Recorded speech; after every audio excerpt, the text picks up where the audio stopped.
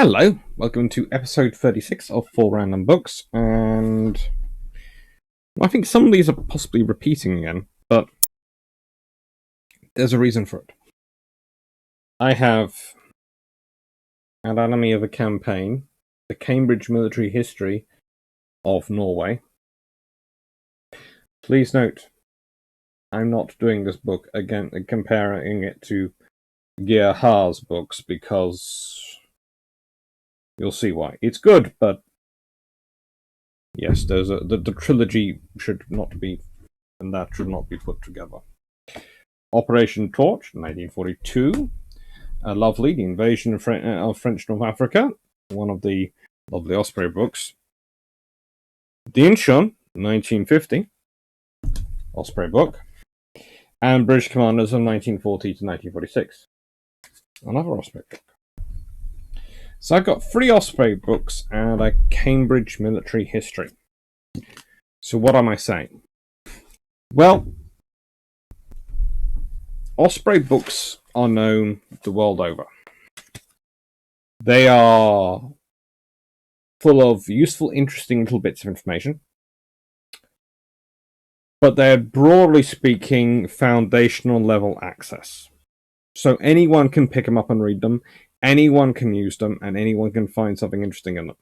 They're not going to be amazing in terms of someone of PhD level doing PhD sort of high-level academic research, but they're not also going to be useless for someone doing that level of research.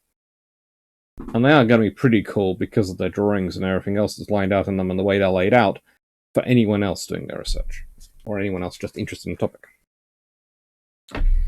Cambridge Military Histories. Now, I have in here several old versions of Cambridge Military Histories. I love them. As a series, they have been wonderful over the years.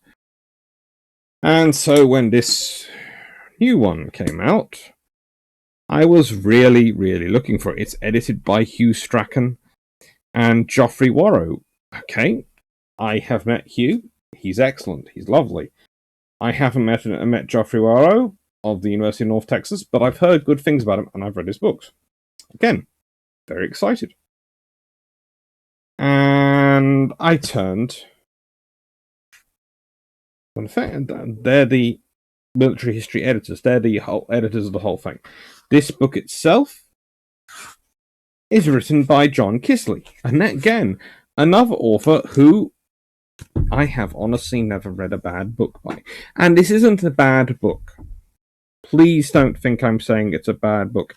It's worth buying. It's certainly very interesting and has got a lot of information in it.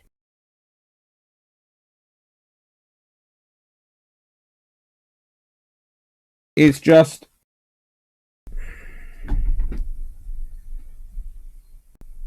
I have a feeling, the way it's written, that if I had next to me, and unfortunately I don't have it, I've been trying to get that copy for a while, the Osprey History of Norway in 1940. This would be an academic, slightly more wordy version of that. It's very good, but I suppose I was expecting something more. It's got this sort of thing in, this sort of line. Würzburg was a highly impressive feat of staff planning, showing a sense of purpose, thoroughness, and professionalism that makes the British approach look hopelessly amateur by comparison. But the plan had 3 obvious flaws. First, it lacked unity of command, that is, the signal unifying command structure, for what was a complex combined service operation, indeed the first ever such operation. Whereas success depended on speed, agility, and a high degree of coordination and synchronization, this was a serious drawback. The plan therefore relied on a unity of effort, but the experience so far suggested that necessary cooperation between the services at all levels could not be assumed. Inter-service rivalry was not a purely British phenomenon, and in the German case had been much exacerbated by the clash of big egos. Second, Würzburg was a strictly military plan for an operation which was not a strictly military operation. Success, at least in part, was reliant on the political acquiescence of the Danish and Norwegian governments. Although Hitler laid great stress on this, insufficient attention was paid to the likelihood of achieving it, to the amount of diplomatic effort which would be required, and to coordination of diplomatic and military plan activity. For reasons of security, participation of civilian officers in the planning of Volkswagen was prohibited, with political planning carried out by the National Defense Branch of the OKW. The German diplomatic service was largely kept in the dark until a very late stage. The third and greatest flaw, by a considerable margin, was that, to be successful, the plan depended entirely on complete strategic and tactical surprise and simultaneity. If these were not achieved, the result was liable to be not limited success but catastrophic failure. Hitler recognized this and accepted, thus owning the risk. But there was clearly some nervousness among the stars, including Falkenhorst's. Rader's words, "Success would be attained if surprise was achieved," appear to have been carefully chosen. It was a very big if. Hitler was following his instinct in deciding to take the risk. To what extent his generals and admirals had quantified this risk can only be a matter of speculation. If they did so, they would have weighed up their chance of assembling 100,000 men, their equipment and stores, the shipping and aircraft to carry them, the orders and instructions required to do so, and the act of transporting them from around Germany to their points of departure and hence their destinations across the North Sea without the Allies spotting this activity, and come to the conclusion that those chances were very, very slim. Perhaps it would not have been a career-enhancing move to air such a view in the Führer's presence, if brought into question his instinct and genius. Whatever the reason, the result was that the plan had one thing very much in common with its British counterpart. It was a gamble, although with even higher stakes and even longer odds.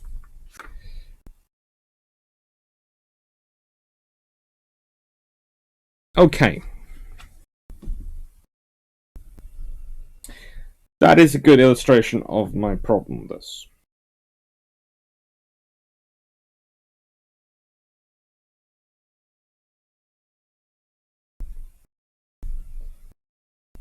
It's great information, yes. But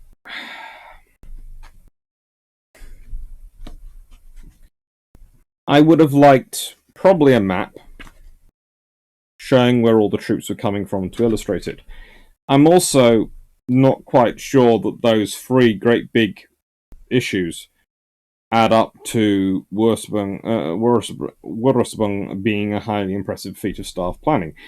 I actually agree with some of the condensation to the British plans, because some of the British plans are terrible, and let's be honest, we all know my opinion of Lord Cork and Orkney. But leaving that to one side,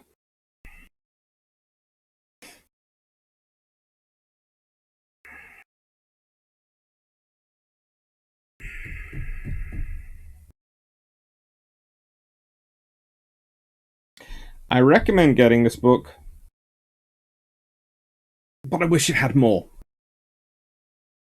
This is why I haven't got it next to Haas, because if it was next to Haas, I'd keep going, and it doesn't have this, but then in Haas it does, and it doesn't have this, but in Haas it does. And Haas has the advantage, it's a trilogy. Perhaps it's me.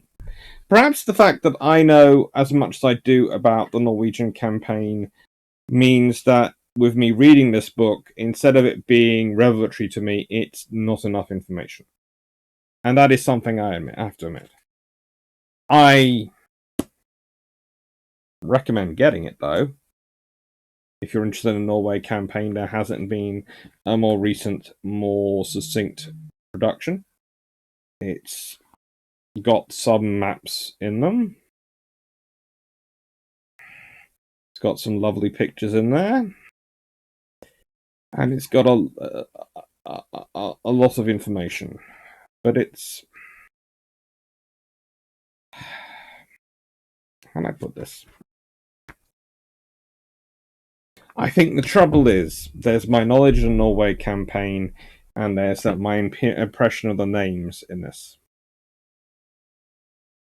I'm disappointed, not because it's a bad book. And it's won the Duke of Wellington Medal for Military History in 2018.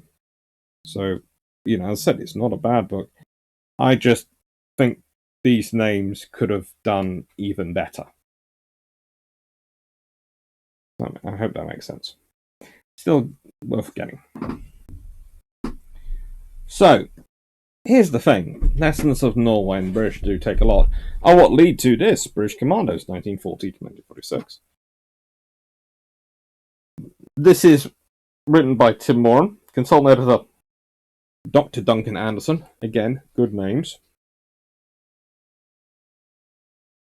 And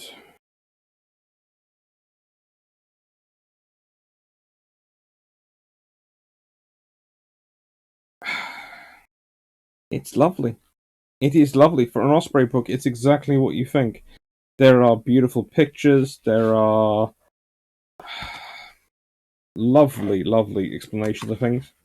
April 1943 expansion of and changes to the SSB. The lessons learnt by the Special Service Brigade during Operation Torch, the invasion of North Africa, and the ensuing fighting, culminating in the destruction of Axis force in Tunisia, led to further changes in the commando order of battle. Planning for the invasion of Sicily, and later Italy, moreover, further reinforced this trend with the commandos being employed in far greater numbers and on a far wider scale both during the assault and subsequent fighting ashore, in a role very different from that originally envisaged. A new type of war was clearly beginning for the men of the Special Service Brigade. The background of this fundamental change in the size and combat mission of the elite commandos merits much closer examination. During 1942, the commandos have been used as a spearhead for large-scale amphibious operations in advance of regular units, Madagascar, number 5 Commando, and the numbers 3 and 4 Commandos. They were tasked with neutralizing enemy coastal batteries and seizing preliminary objectives, although they were quickly withdrawn following the raids. The commandos were again used in a similar role in their training. During the initial landings in North Africa, 2 units, numbers 1 and 6 Commando, had been employed in a traditional manner, seizing forts and coastal batteries. The exigencies of the ensuing campaign in Tunisia, however, meant that following the original assault, landings, a chronic shortage of troops ensured. This meant numbers 1 and number 6 commanders were retained in the fighting line, alongside regular battalions in the British First Army for over 5 months, and misused, according to some in a largely conventional role. The limitations in terms of combat effectiveness and administration of the existing unit establishment, intended only for small-scale raiding operations, became apparent all too quickly, both to the commanders themselves and the staff formations to which they had been attached. A lack of supporting weapons, vehicles, administrative personnel, and appropriate training cost them dear and limited their employment. While fighting with considerable dash on land, the lightly equipped commandos proved incapable of carrying out many offensive and defensive operations, defeating enemy counterattacks or capturing defense positions with the weapons at their disposal. The reliance placed on surprise, speed, darkness, and meticulous planning to overcome enemy resistance, and that had been characterized earlier raids, was insufficient on a conventional field of battle. The administrative side had been disastrous, with commandos only having those personnel required to dispatch the force from port of embarkation and receive them on their return. Only by using captured vehicles, or begging, borrowing, or outright theft from other formations could units be maintained in the field for long periods of time, using men withdrawn from the firing line as administrative personnel. Even so, unprecedented demands were placed on the surrounding regular units. High casualty rate was suffered during heavy fighting, moreover, that stretched the existing replacement organisation. It was unable to cope under the pressure. Insufficient drafts of trained manpower were received during the campaign, resulting in each unit's manpower dwindling. They had to be reorganised with a reduced number of troops available. Beginning of April, they had to be withdrawn before the decisive battles took place in Tunisia. And then there's beautifully illustrated diagrams of the structures of these formations.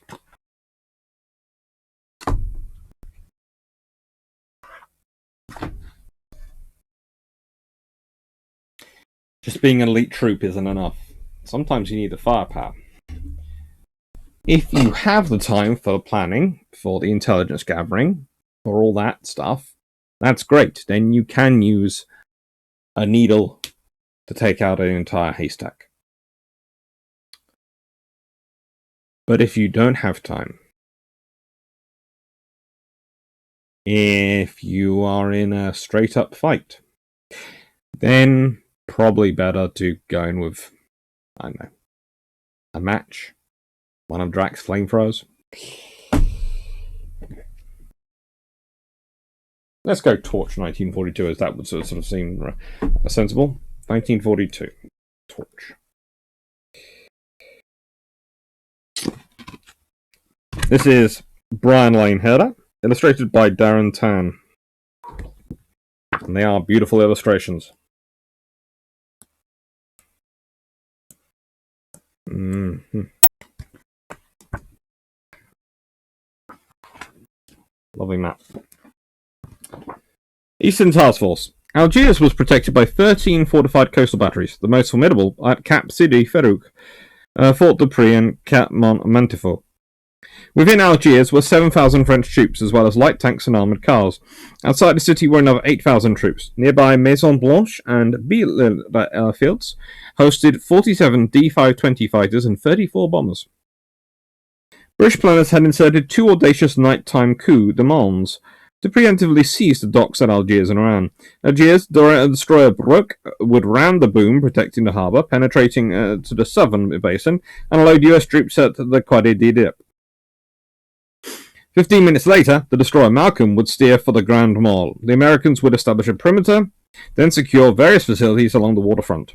The Algiers mission was given the unfortunate codename Operation Terminal. And on the sea, scheduled 3 hours after Eastern Task Force's amphibious landings. Algiers harbour was ringed by coastal artillery, perfectly situated on the city's high bluffs. The Allies hoped the beach landings would draw defenders from the port, while the coastal batteries were expected to be neutralised by commandos before the destroyers arrived. Oh, fun.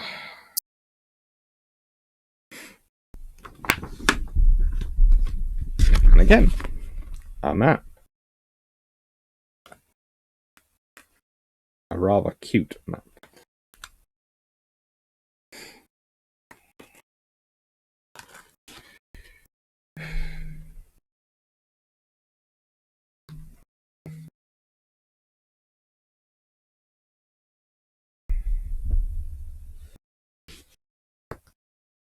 It's a good book. It's worth a read.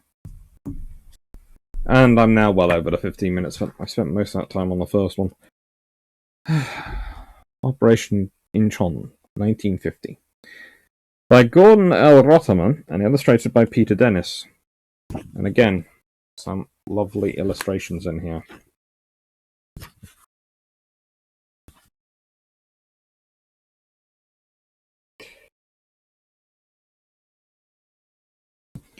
Inchon, to seal, campaign, order of battle. 1st Marine Division, reinforced organisation and strength. HQ Battalion, 1st Marine Division, 916 troops. 1st Amphibian Tractor Battalion, FMF, 868. 1st Engineer Battalion, 1038. 1st Medical Battalion, 566. 1st Motor Transport Battalion, 686. 7th Motor Transport Battalion, FMF, 430. 1st Ordnance Battalion, 533. 1st Shore Party Battalion, 648. 1st Service Battalion, 873. 1st Signal Battalion, 652. 1st Tank Battalion, 811. 1st Marines, 3,850. 5th Marines, 3,850. 11th Marines Artillery, 2,360. 1st Combat Support Group FMF, 1,291. 1st Amphibian Truck Company FMF, 244. Marine Observation Squadron 62. Detachment Marine Tactical Air Control Squadron 55. Total US Marine Corps and Navy personnel 19,733. 1st Korean MC Regiment 2,786. US Army HQ Detachment 38. US Army Signal Detachment 37. 2nd Engineer Special Brigade 952. 33rd Engineer Combat Battalion 724. 96th Field Artillery Battalion 155mm howitzers 388. Combat Company A 56 Amphibious Tractor Battalion 151. 50th Engineer Port Construction Company 214. 65th Ordnance Ammunition Company 256. Total US Army 2,760. Grand total 28,039. En route 7th Marines 5,638 troops. Administrative Center Pusan 182. Division Administrative Center Kobe and 1st Armored Amphibian Tractor Battalion 1,344.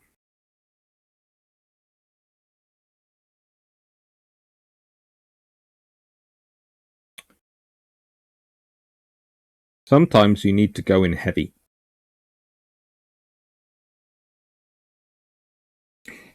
Sometimes that heavy is near enough 35,000 troops.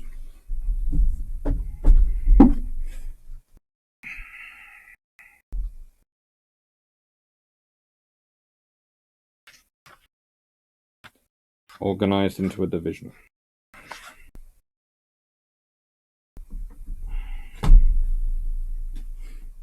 And then reinforce some.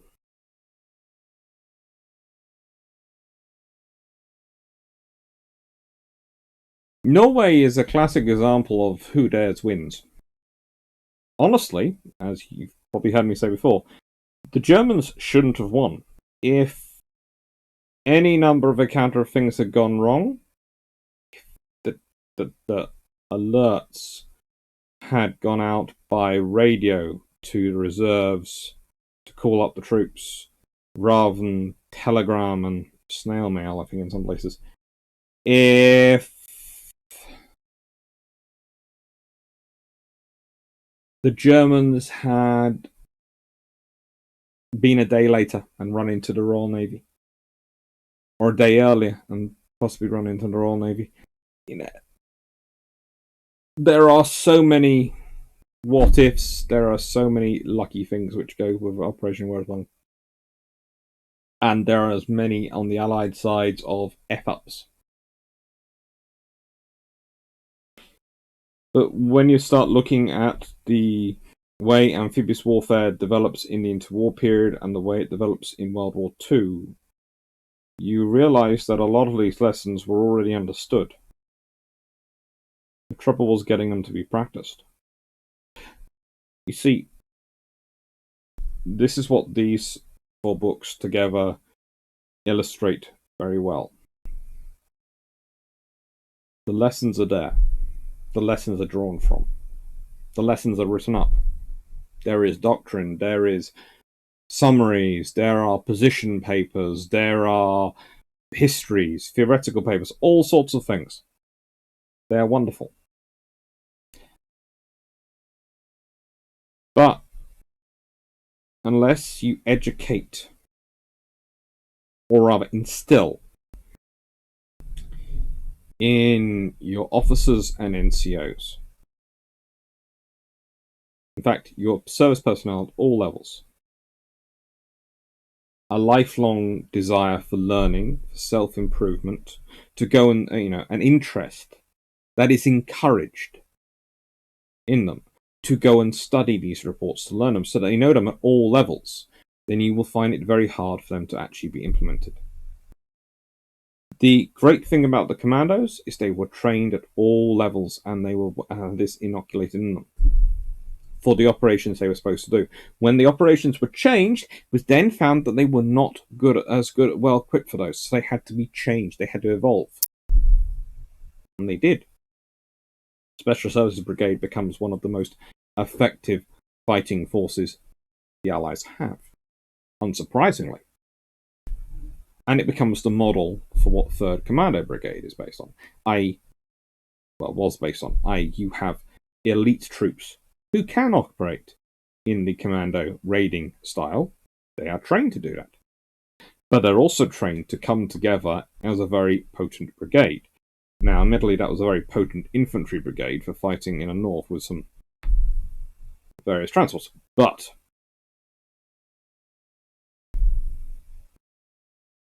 a flick of a decision, and if someone had been very, very sensible alongside, they could have well become the 3rd Strike Brigade, which would have made sense. An amphibious strike brigade and 2 army strike brigades, which can be slotted in afterwards using strategic lift, i.e. a global strike division. It can be set up to Norway, it could be sent out anywhere else in the world. It would have made sense. Again, decisions. Comes down to, is the information being read? Are the books being read? Is it understood? The big question I always have when I see a summary paper or an advice paper is it tends to break things down into a dozen or so bullet points. Key talking points, key catchphrases. And ministers are incredibly busy. And so people have to write them. Other people write those. And the minister might read the full report, they might not. They might just read the... Then they make decisions based off those points.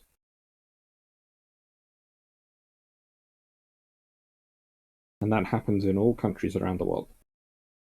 It's the same with generals and admirals and air marshals and whatever the ranks are. They could well be making decisions off the bare facts. Which, sadly, is definitely not as much as you'll even have in the Osprey books. Certainly not as much as you'll have in this. And nowhere near what you'd have in the Gia Ha books.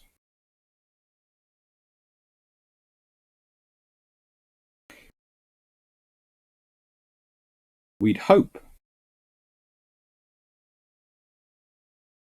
that they would read the Gia Ha level books. That's what we'd hope for. But that's not the reality. It just isn't. They don't have the time. So, this is why we have to start thinking of a better way of educating our leadership at all levels. And that starts with educating the population, because either you get into a situation where you are educating people to become an elite, which is what happens if you start restricting access to history. Because in the nicest way, historians have a habit of ending up in positions of power in countries because they usually understand the phrases of rhetoric and how to synthesize information, then make it sound like they're the ones repeated, they're the ones who come up with it. It's a basic tool of trade. So you have to democratize history. You have to allow more people access to the learning, to the joy of history as a baseline.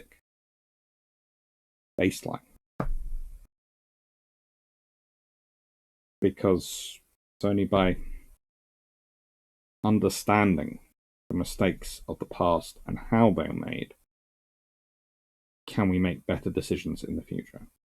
And the good decisions in the past.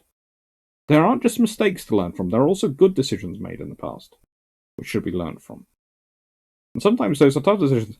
And sometimes it's just learning the reality that there are sometimes no good options. It's one of the interesting things when you're looking at modern political debate, and one of the reasons why these books need to be read, more books need to be read. And this has, I know, gone a bit on the ranty stage, but that's the point I'm making.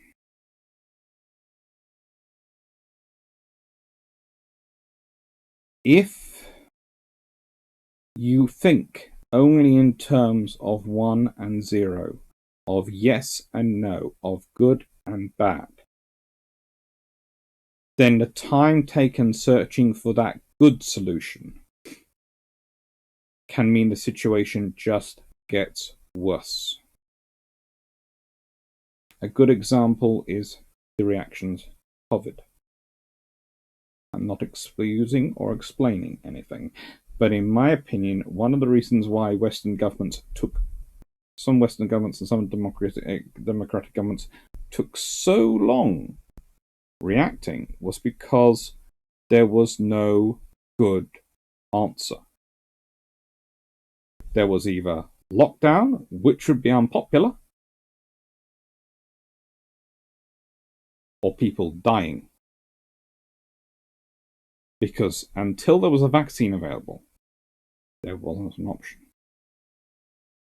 Those were your two unpalatable things. And before anyone starts commenting on here, people wouldn't die, etc., my mum and sister are both shielded. They have very, very bad asthma. Yeah. And that's one of the reasons why I had to be shielded as well. And act as if I was shielded, because if I got it, I would touch wood, thanks to all the swinging exercise I did in pre-COVID weight. I'd have hopefully been okay. But they wouldn't have been. If they'd have got it, either one of them, I wouldn't have a mother and sister anymore. So, I had to act as if I was shielded. I had to go everywhere wearing a mask. Still do. We've had our vaccines, but still not taking any risks with it, because that's that severe for them. And the thing is, if everyone thinks about it in your family, there are people who are less fit. There are people who are less well. And the trouble is protecting them. There was no good answer. It's one of the problems also with defence you get with a lot of the policies that go into this. British Army, they don't want to get rid of cap badges. They'll be unpopular. They also don't want to spend the money retaining enough troops to justify those cap badges, because that'll mean they'll have less money for things like the NHS, or they'll have to raise taxes, which would be unpopular.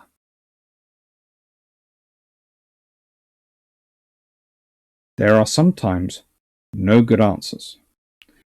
And before you can have a politicians or political class which can admit that, the public discourse needs to accept and understand that. I myself believe the public can understand that, would understand that. I talk with people of all walks of life on a regular basis, and I'm sure they would understand and be able to accept that sometimes it really is half a dozen of one, six of the other, choose your own poison. That's the only options.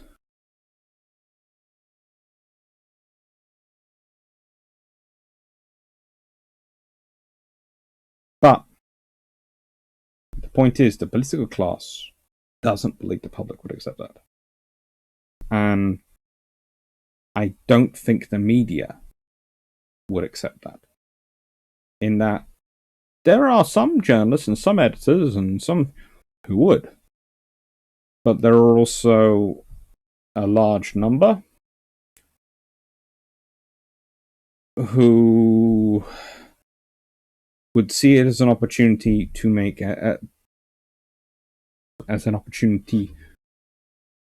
political points, and it's the same in the political class. They can get away with that sort of immaturity as long as people don't understand the reality. Sometimes there is no good choice. And no good choice, no good option is going to be a theme of some videos coming up, so hopefully I'm going to explain a little bit more of it. And thank you. I hope you enjoyed this full round of books. I hope you enjoyed episode 36. Believe it or not, I have got plans for about another 24 at least worked out in my head on the books, stacked up and sort of grouped in fours around me, although you probably won't notice them. This is going to be going on. I am going to keep this going on for as long as I can. As long as I keep having enough books. And as I said, I might reuse books as well, but in different combinations of 4. Take care, and have a nice evening.